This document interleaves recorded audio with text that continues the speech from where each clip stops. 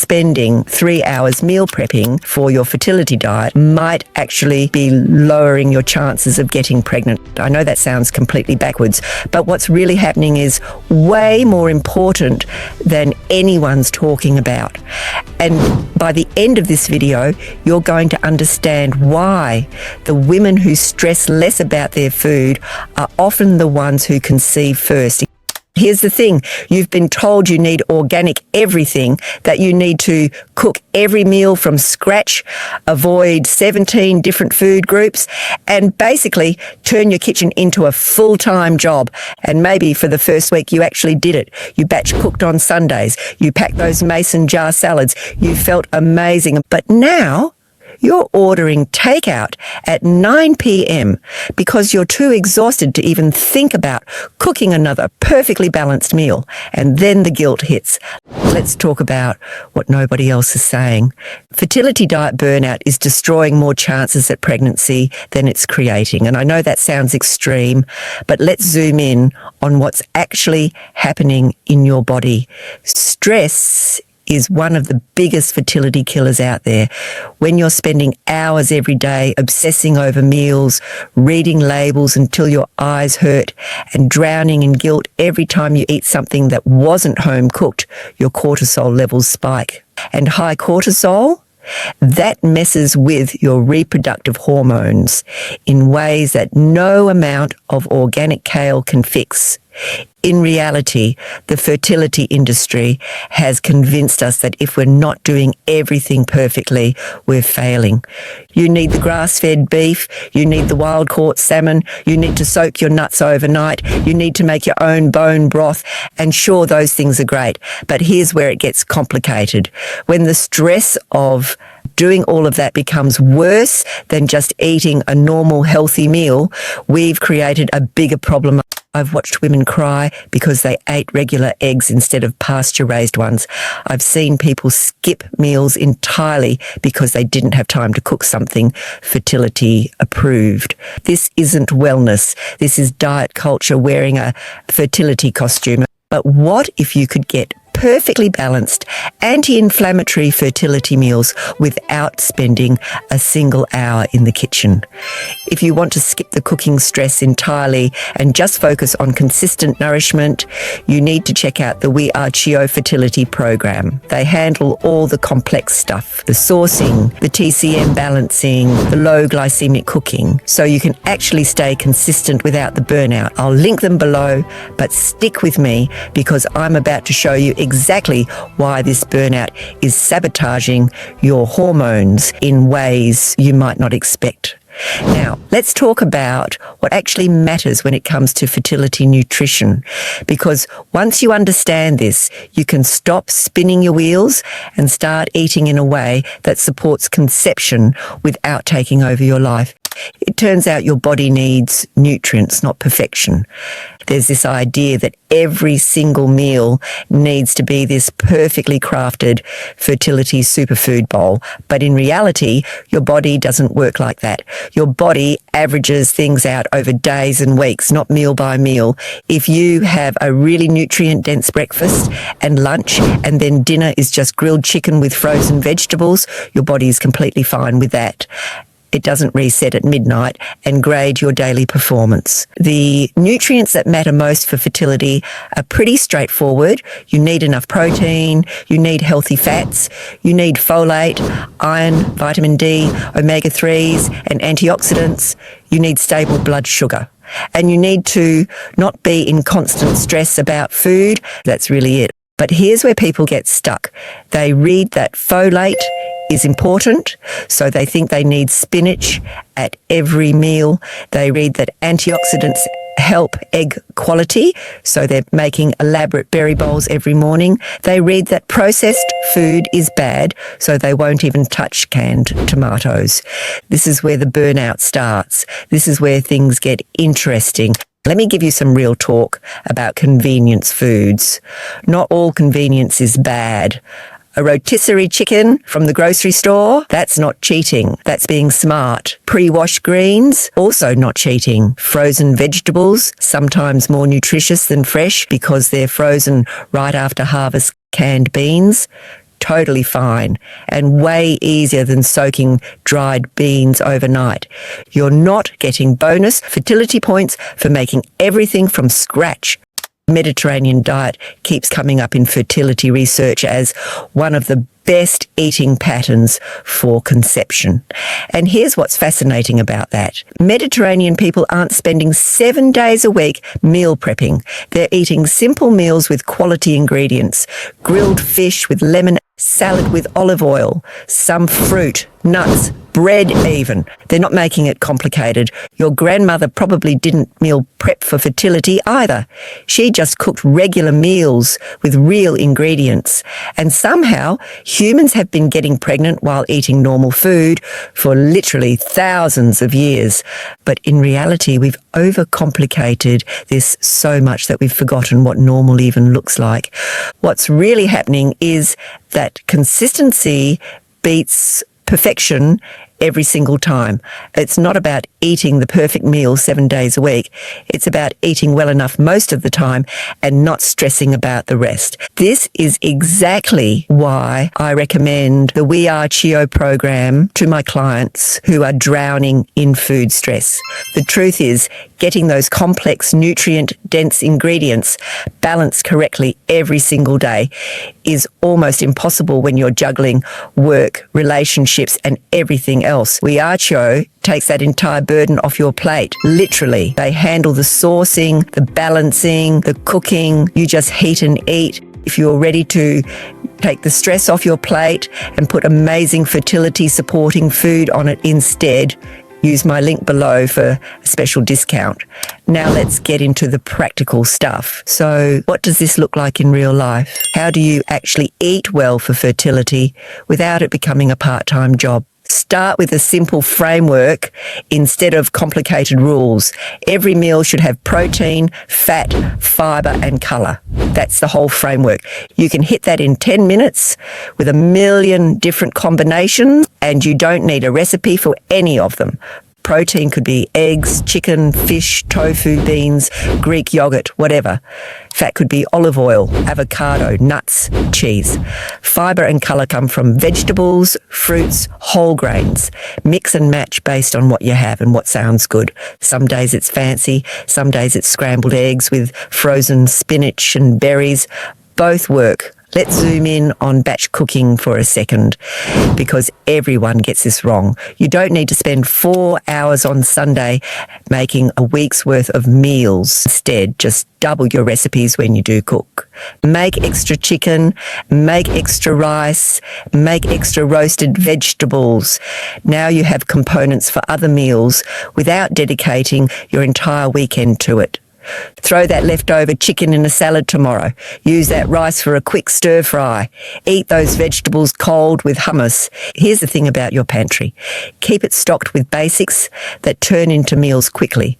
Canned beans, canned tomatoes, frozen vegetables, frozen fruit, pasta, rice, canned fish, nuts, olive oil, eggs. With just these things, you can make hundreds of different meals without hunting for special ingredients at 3 different stores. Learn like 5 simple formulas instead of following complicated recipes every night. A stir fry is just protein plus vegetables plus sauce over rice. A grain bowl is just grain plus protein plus vegetables plus dressing. A frittata is just eggs plus whatever's in your fridge. A sheet pan dinner is just protein and vegetables roasted together. You don't need a different recipe every single night. And here's where people get really stuck. They think eating out is a fertility disaster. But in reality, you can order grilled chicken instead of fried. You can get extra vegetables. You can skip the sugary drinks. You can share the fries instead of eating a whole order. One restaurant meal isn't going to ruin your fertility. The stress of never allowing yourself to eat out might actually hurt more. It turns out that trying to be perfect is the thing that's holding you back. If 80% of what you eat is real, whole food with good nutrients, you're doing great. That other 20% can be whatever keeps you sane. Birthday cake at a party. Pizza on Friday night. Your favourite ice cream when you need it. That's not failing. That's being human. Let's zoom out for a second and talk about the bigger picture. Here's the moment when this all clicks for most people. You realize that the goal isn't to eat perfectly. The goal is to nourish your body in a sustainable way that doesn't make you miserable. Because guess what? It makes it really hard to get pregnant. Being miserable and stressed all the time. Your body is not keeping score of every single food choice. What's really happening is your body is looking at overall patterns. Are you generally well nourished? Are you getting enough of the important stuff most of the time? Are you in a state where your body feels safe enough to support a pregnancy? That last one is huge, and everybody ignores it. When you're in constant stress mode, trying to maintain this impossible standard of perfect fertility eating, your body gets the message that now is not a safe time to get pregnant. It doesn't matter how many Brazil nuts you're eating for selenium. If your stress hormones are chronically elevated, your reproductive hormones suffer. And here's the thing, living your life matters. Going out to dinner with your partner matters. Meeting friends for brunch matters. Traveling and trying new foods matters. Having the energy to exercise, sleep well, and do things you enjoy matters. All of that is part of fertility too. It's not just about what's on your plate. In reality, the couples who do best are the ones who take a balanced approach to everything. They eat well most of the time without being obsessive. They move their bodies in ways they enjoy. They manage their stress. They maintain their relationships. They still do things that make them happy. They don't put their entire life on hold waiting for pregnancy. Let me give you some actual systems that work for real people with real lives. The big 3 breakfast rotation. Pick 3 breakfasts you like that hit your framework. Maybe it's Greek yogurt with berries and nuts, eggs with avocado and fruit, a smoothie with protein powder. Just rotate through those 3. You don't need variety every single day. You need something quick that works. The formula lunch approach. Instead of packing elaborate bento boxes, use a formula, protein plus greens plus fat plus something crunchy. Could be leftover chicken on salad with olive oil and chickpeas. Could be tuna with mixed greens, avocado and crackers. Same formula, different ingredients, takes 5 minutes. The one pot dinner default. When you don't know what to make, fall back on meals that cook together. Soup, chili, curry, pasta with vegetables. These usually make leftovers too, so you're solving multiple meals at once, and they're hard to mess up, which is nice when you're tired. The snack plate dinner permission. Some nights dinner can just be a plate of foods that go together. Cheese, crackers, vegetables, hummus, fruit, nuts, maybe some deli meat. This is not failing. This is flexibility. If you're hitting your nutrients and you're not starving, you're fine. The restaurant Copycat shortcut. Figure out what you like to order out, then make a simple version at home. Like Thai chicken and vegetables, stir fry some chicken and frozen veggies with store-bought sauce like that cafe salad. Buy pre-washed greens and copy their toppings. You don't need it exactly the same, you just need it easy and good. Now let's address the things keeping people stuck. Organic is great if you can afford it and it doesn't stress you out. But in reality, eating conventional produce is way better than avoiding vegetables because you can't afford organic. The fertility benefits of eating vegetables far outweigh any theoretical risk from pesticide residue. It turns out that seed oils probably aren't the villain everyone makes them out to be. Use olive oil and butter at home if you want. Don't worry about what oil the restaurant used. Your body can handle it. Gluten is only a problem if you actually have celiac disease or a real sensitivity. If you don't, there's no fertility benefit to avoiding it, and you're just making your life harder for no reason. Whole grain bread is actually a decent source of fibre and B vitamins. Supplements can fill in gaps, but they can't fix a terrible diet, and they also can't make up for the stress of trying to eat perfectly. Take a good prenatal, maybe add vitamin D and omega-3s if you don't eat fish. Beyond that, focus on food, not pills. Here's what I really want you to understand. Fertility is not just about your diet. It's about your overall health, your stress levels, your sleep, your relationships, your mental health, all of it. When you're sacrificing all those other things to maintain a perfect fertility diet, what's really happening is you're actually moving backwards. And honestly, this is practice for parenting too. When you have kids, you're not going to have time to cook elaborate meals every day. You're going to need to be flexible. You're going to need quick options. You're going to need to let go of perfection. Might as well start now. The fertility food industry wants you to believe that you need special meal plans and special cookbooks and special ingredients and special supplements. But in reality, you don't. You need real food, reasonable portions, regular meals, and way less stress. That's the actual secret. So here's what we covered. Fertility diet burnout is real, and the stress of perfectionism can hurt your fertility more than help it. Your body needs nutrients, not perfection, and it averages things out over time. You don't need to cook 7 days a week. You need simple frameworks, basic staples, a few go-to formulas, and permission to be flexible. Eating out occasionally is fine. Convenience foods aren't all bad. Good enough most of the time beats perfect sometimes. The real goal is sustainable nourishment that doesn't make you miserable. Because stress is terrible for fertility and obsessing over food is stressful.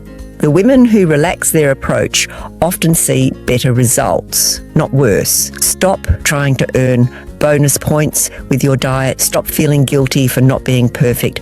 Stop making food another source of anxiety in your fertility journey. Just eat real food most of the time. Keep it simple and free up that mental energy for actually living your life.